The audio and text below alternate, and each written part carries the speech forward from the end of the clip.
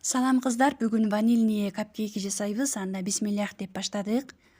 Алгач бизге жумуртка, сахар керек болот. Жумуртка менен сахарды миксердин жардамы менен жакшылап сахар эригенче миксерлеп алабыз. Шашпай миксерлеп алыңыздар. Андан соң сливочный маслону салып,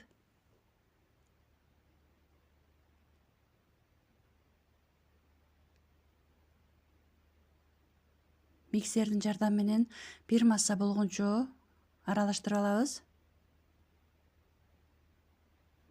Андан соң эленген унубуздун жарым бөлүгүн салып, разрыхительди салып, бир масса болгончо миксерлеп алабыз.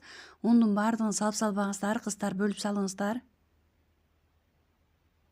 Андан соң унубуздун экинчи бөлүгүн салып, жакшылап бир масса болгончо жакшылап миксерлеп алыңыздар, комочек болуп калбасын.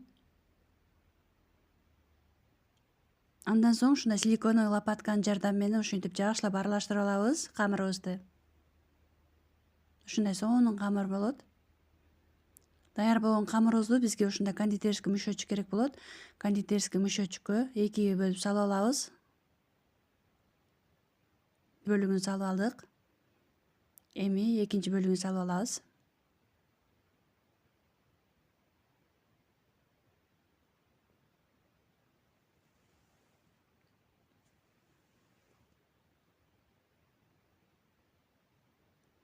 Бизге ушундай капсула керек болот.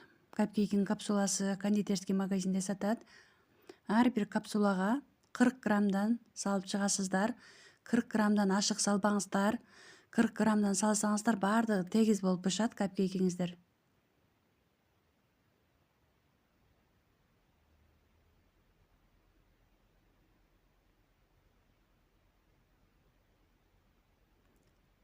Андан соң капсулаларыбызды ошентип уруп алабыз.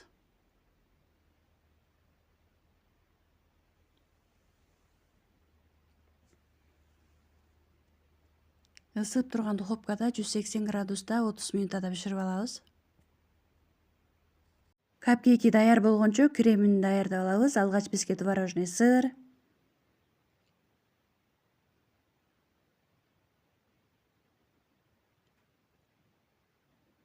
сахарная пудра, сливки керек болот. Эгерде сахарная пудраңыздар жок болсо, анда сахар колдонсоңуздар болот. Сливкини муздак колдонуңуздар. Андан соң миксердин жардамы менен жакшылап миксерлеп алабыз бир масса болгончо. Бизде ушундай сонун крем даяр болду. Андан соң ушундай кондитерский мешочек керек болот. Кондитерский мешочккө насадкабызды салып, учун кичине кесип алабыз. Андан соң кондитерский мешочккө кремибизди салып даярдап алабыз.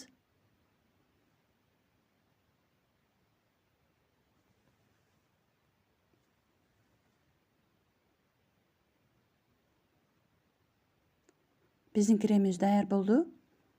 Биздин капкейки даяр болду. Ушундай сонун болуп бышат. Андан соң капкейкибизди ушинтип кремдер менен коздоп чыгабыз баардыгын.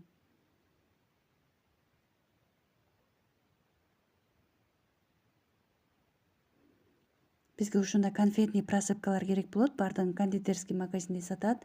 Ушинтип сээп коздоп алдым. Эми өзүңүздөрдүн фантазияңыздарга карап коздой бересиздер.